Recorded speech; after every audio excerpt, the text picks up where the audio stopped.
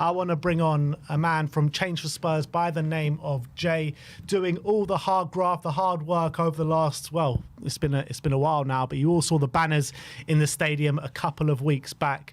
Some sort of great work from Change for Spurs. Time and Jay, for change. It is time for change. It really is time for change. And I want to hear from Jay, and I want to hear what Change for Spurs is all about. So let's bring him on. Jay, how you doing, my friend? I'm good. I'm tired, busy with work, busy with everything. So obviously, yeah, it's coming up to the time now where hopefully we can get everybody on the ground ahead of Sunday. Yeah, so obviously big plans in place for Sunday, which we'll get into in a bit. But first and foremost, I want to say big up to you for all the hard work that you've been doing. The banners in the stadium, obviously, a couple of weeks back was it was great, and you saw a lot of people getting behind the message and everything like that. But let's kind of rewind a little bit and let's talk about Change for Spurs. Let's talk about what their aims are. So what is the actual sole aim of Change for Spurs? The sole aim of Change for Spurs, and I think it's something that gets watered down in a lot of what we say. All of us at Change for Spurs want Daniel Levy, we want Joe Lewis, we want everybody gone. Change can happen at many stages for a process. There could be immediate change, there could be futuristic change. And obviously, when you're coming to talk about billions, change isn't something that's a necessarily quick thing or an easy process. We understand that demanding change wouldn't necessarily mean because we've protested on Sunday, Daniel Levy's can go, okay, I'm selling my shares, I'm not involved in this. Change for us would be changing, obviously, one, the ownership, but two, the mentality of the club. We want to be a club that's going in a direction of wanting to win things. It's a demand. So obviously, as I was going through, change is something that happens when it comes to the billions game. We're not just talking pennies, pounds, we're talking billions of pounds. Change necessarily for us would be the ownership completely going, the whole infrastructure going. So you're talking the medical staff, everybody at the moment associated from board level down has to go. But realistically, we know that's not something that can happen, well, in a quick turnaround. Obviously, the change that we want would obviously be the start of it, being that we're competitive on the field. We're aiming to win things. We're aiming to go off and be one of these clubs that has the desire and has the need to win every single trophy that's available. Okay. So those are the aims to change. In terms of what the movement is stating that the current ownership is doing wrong, how would you outline that?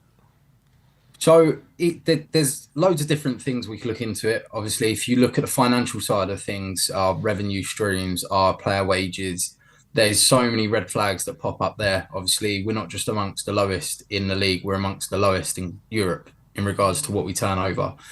It's bizarre that the club are willing to regress to the level that we have over the years. Obviously, so the whole point of the change movement is bringing fans together, giving fans a voice. Obviously, for people that do want change, it's not necessarily Levy going. That's not how we feel. We feel that he's had his chance and he has to go. But some people, change is purely the mentality of the club. Yeah, I mean, with specifically Daniel Levy, if there is a case of what you're saying, you know, it is a slow burner and the end goal is to get the ownership out of the club. But if they were to make a change in their stance and they were, you know, maybe we get a minority investor or something like that in, and then they start making football at the forefront of their kind of goals, would that, you know, would the aim of getting them out of the club like stop there? But for me, and I dare say quite a few others, obviously I can't speak on behalf of people supporting it. For me, that the rod's been broken between the clubs and the club and the fan base at the moment. There's no reception from it. It feels like every time the club have an opportunity to palm us in the face with something, they are doing it. But realistically, as you said, the most possible scenario would be a minority investor comes in, Daniel Levy stays on. It can't be faulted what he has done commercially for the club. And the figures, again, it reverts back to that. It speaks for themselves. We're one of the most profitable clubs in Europe. We're now officially into the top 10 rich clubs in the world. So there's numerous different situations in regards to Levy. Obviously, as I said, for me, regardless of if we had a minority investor, we would want rid. So obviously there's big plans in place, right, for this Sunday, and I'm sure there are future plans past this Sunday as well. But specifically on this Sunday, actually, before we get to Sunday, there's been a question I've been asked quite a few times by various people from across the pond or in various other different countries, is how can international fans get involved in backing this cause? So one of the big things we've been very, very passionate on pushing and trying to do is keep everybody inclusive in regards to this. International fans are just as big of fans as me and you. Obviously, it's not as easy for some of these guys to just hop on a plane and be there to support. So their support could come from online. We've encouraged fans to watch in their local supporters clubs or live stream from home, have their ENIC banners out, because we want to share these. We want everybody to feel like they're a part of it and involved, especially in regards to the guys that really wish they could be there, but financially or for their own reasons, it's not possible. And in terms of Sunday, obviously there is a march happening. Do you want to explain where the march is happening from, what time it's taking place, where you're marching to, just the general plans for Sunday? I'll be there, by the way. Perfect. So let me just quickly pull up the banner because I've been here, there and everywhere today with work. So obviously we're planning on meeting at the crossroads of Lordship Lane, 2:45. We will be there from around 2:30, just getting set up, being face, because there's a lot of people that might not be comfortable just turning up if there is a big crowd, and we're hoping for that. It's a peaceful march down to the stadium. We'll be ending at the West Stand. Obviously from there we'll be voicing our opinion, we'll be singing our songs. Obviously the only thing that we can stress, obviously, as a group is it has to be kept respectful. There can't be anything that's going to make people feel uncomfortable. And we understand some fans are at the stage where they believe you have to get to that level. For us, we just want it to be a movement where everybody who feels like they have the same feelings as us will want to be there. Yeah. Is there like anything you encourage people to bring, like a centralized message or anything like on a card or things like that you think is the right message that you want people to come and send, essentially? Yeah, so voice your opinion on it. As we've said, change for Tottenham. For us who are obviously behind the account and working on it, change is the ownership going, but we know this isn't everybody's change. If you have a message that you want to get heard to the board, there's going to be enough cameras, there's going to be enough videos. Get your own message to how you really feel towards this club on there. And obviously, as we said, it does have to be kept respectful, because if it comes to the stage where people are throwing around names or certainly anything that a club can use against us for reasoning not to allow us to protest, and I mean, I've been in constant dialogue with health and safety at the club. They've actually approved our banners to be in the stadium. So, really? Which is obviously, it's a great partnership to have, because they're saying if you keep it respectful and keep it professional, the club themselves can't do anything. Health and safety, their main priority is making sure everything's safe. So if we're not giving the club ammunition to fire at us and saying this hasn't been done, this hasn't been done, we feel like the groundwork we put in behind the scenes, and obviously, for me, I work full-time, 2 young children. I'm constantly either on the phone to journalists, I'm on the phone to people who have their opinions, I'm on the phone to the club. The police have been in contact, and we've got everything all shored up on that front. We just want to do everything correctly. And obviously, there is things that we do misstep sometimes. And me personally, I'm a nightmare for it. Sometimes I can't help it. But I'm new to this, and that's the other thing I want to stress is obviously I'm new to trying to not necessarily be a face behind anything, because I don't want to be the guy that does it. I want the fan base to be behind the whole change movement. Yeah. Interesting. Just on that note, you're saying they've approved the banner. Is that the same banner that you brought, the big yellow one that said "Time for Change"? 24 years, one trophy. Yeah. So there's 2 banners. There's the Time for Change one, which went absolutely incredible. I don't think there was a continent in the world where that wasn't shared. So that had an amazing reception. And there is another one about Levy's game. It will sum it up when it comes out on Sunday. We were hoping to have 2 more other banners there, but as it stands, we're still waiting on them to arrive. And obviously we can't promise they're going to be there if we're waiting on deliveries. So again, logistics wise, it's hard because we are self-funded. We are just a group of fans that feel passionately about the way the club's gone. But there will hopefully, if not at this protest, at the next protest, there will definitely be more banners. And as we said, we're trying to keep it above means so the club can't put any implications in a way to stop us. But just quickly on the on that banner previously, because there were reports when what game was it? Was it the Liverpool game? Leicester game. There were reports that they tried to take the banner off you. Was that true? No, so I'll quash that completely. This is exactly why the club health and safety guy reached out to me, and full credit to him, because as he said, I appreciate the message. A lot of the guys that work at the ground are Spurs fans. He reached out. He said they weren't trying to take them. What they were trying to do is ask fans to take them down. One, because they weren't fire certified, which was an error on our part. It was something we looked over, which we now have. And two, at the moment of the game, it wasn't quite over. Fans were still watching the game, and obviously the one thing we don't want to do is interrupt somebody else's matchday going experience. Yeah, absolutely. Okay. So are the banners being planned to be in the same part of the ground, the lower kind of south stand, or? We're keeping this to a bit of a surprise, because obviously the one thing, it's one thing the health and safety guy saying we could take them in. It's another thing them being allowed in, and we're aware of that. So what we're going to do is we're going to strategically plan where they'll go in, and once they go in, they'll be visible from the whole stadium to be able to be seen. Brilliant stuff. So you're saying 12:45, corner of Lordship Lane and the High Road, then the march will be down from there. Inside the ground, is there stuff that Spurs fans can do? Is there anything planned, like during the game on any certain minute or anything like that? There's nothing on the minutes.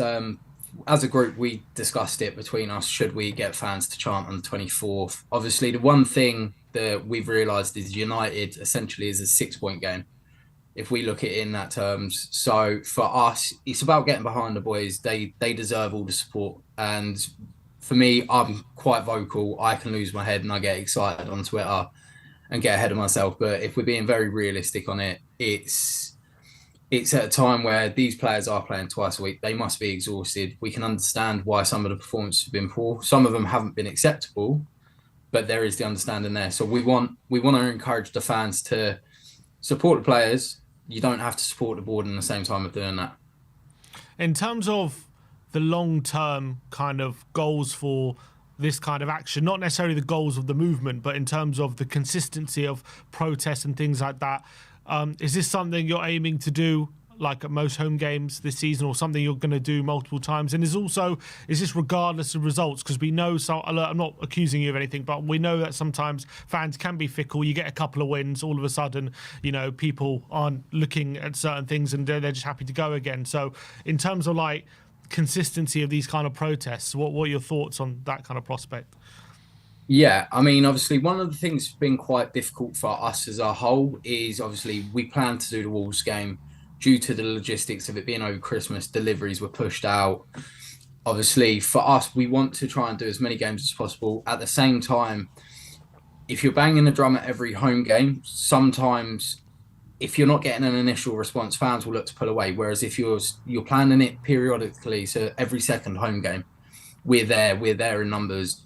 It's having the impact. Obviously, the more frequent we're looking to do it, of course we are. We want, ideally, would love it where the whole ground's chanting Levy out every single home game and really making it heard. The away boys that go to all our away games, their voices are constantly heard on the TV, and we'd love for that to be at the lane. So it's something we're looking at, and obviously there's other things we'll look at as well. Eventually, it's just we've got to try and find the right time to do things, and obviously making sure that we can try and get an impactful message out.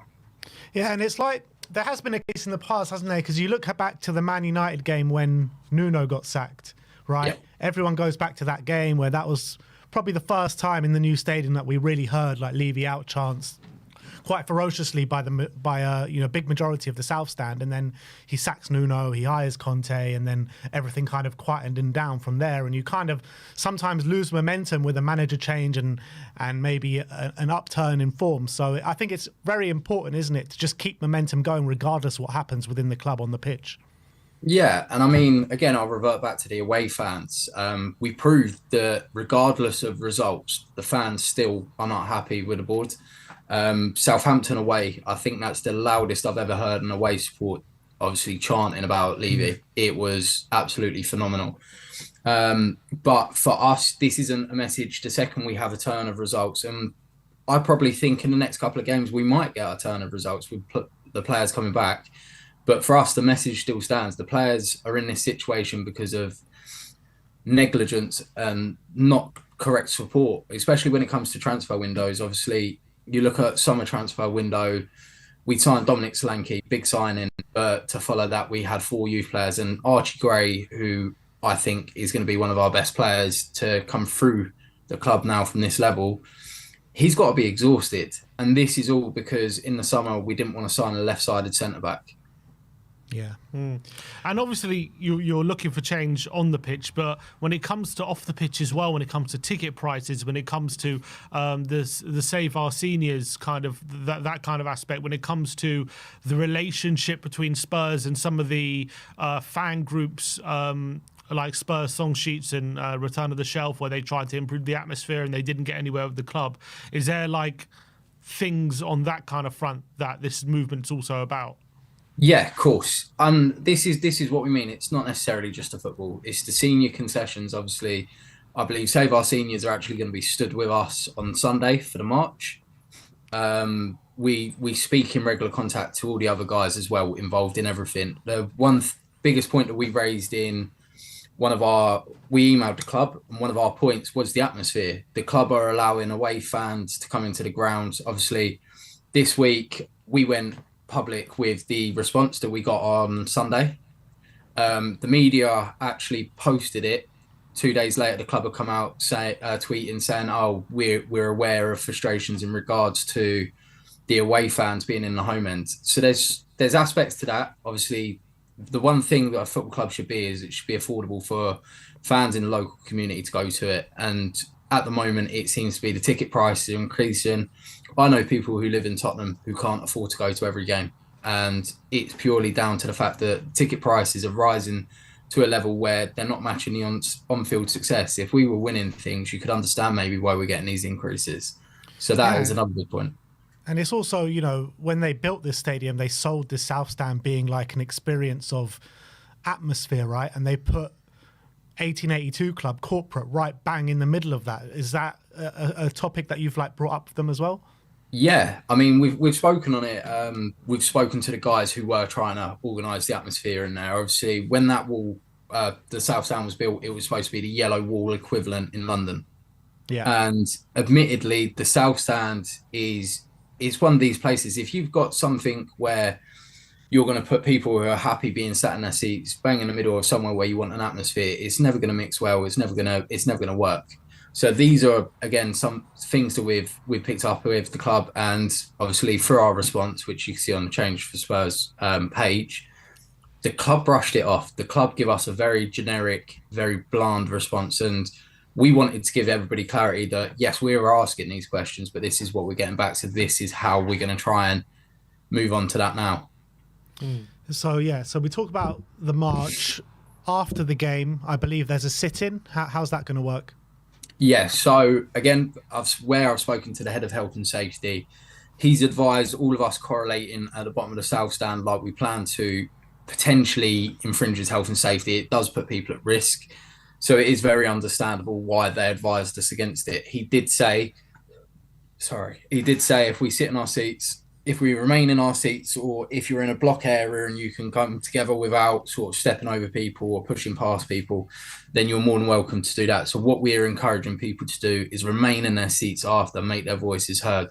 And believe me, once the away support's gone out and once the fans that don't want to be involved in, you have an echo chamber of a stadium of where if you're singing Levy Out, it is going to be heard from their boardroom where they're sat there having their after-match meal. Yeah. So, definitely big plans in place. I'm very excited for Sunday to see the numbers that turn up, because I have been involved in previous protests in the past, whether it be opposite the club shop or the Super League protests and stuff like that. And we've just never been able to garner the numbers that we feel like we should be getting to really make our voices heard. Because you see all the noise on social media, don't you? And everyone's like, I'll come. But it's not really related to, on the ground numbers. So, I mean, it's probably hard to gather, but are you envisaging maybe high numbers for this one? Because I feel like this one seems different. Yeah, I'm hoping so. I mean, I've been stood with you guys. I've been stood there with Brian in previous times. I've been there at a protest where there's been 30 of us. Obviously, there's nothing more frustrating than fans having the same opinion online, but when it comes to getting feet on the ground, it never seems to sort of overlap with it. This time, it does feel completely different. It seems to be the fans have finally had enough. I mean, this morning I've been at work. I've been tagged in photos of people traveling from Austria. I've had people traveling from a few places in Italy. People are coming just to do the protest, and obviously, hopefully, they can go to the game, and hopefully, we pick up the 3 points because I think when it comes to it, there's nothing more than as fans, all we want to do is see us win. But when it comes to these protests, it's hard to ever put a finger on the numbers and say this is what's going to be here. Obviously, what we can hope for is the reception online has been absolutely incredible. And we hope, regardless of any opinions that people have on anything, if you have a passion to get this ownership out of this club, you're going to be there on Sunday and you're certainly going to be making your point heard. Yeah. So just finally, in terms of where people can keep up to date with Change for Spurs and the plans going forward and everything like that, where can they see that? Yeah, so obviously we've got all social media platforms. We're Facebook, Instagram, TikTok, X. You can reach out to us on any of that. If you're not on social media, you can always request an email. Obviously, I'm happy to share the Change for Spurs email with you guys as well. So if anybody does ask for it, I push the message out on my X account, maybe a bit too frequently at times, but I'm passionate about it. Never too frequently.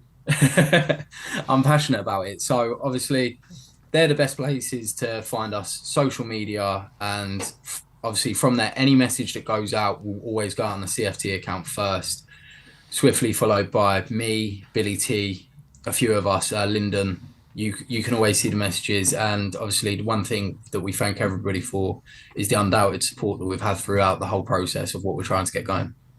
All right, well, big up to you, Jay. Once again, I want to commend you for the hard work that you and the rest of Change for Spurs are putting in and doing God's work for the fans at the moment. And I really hope that Sunday is a success.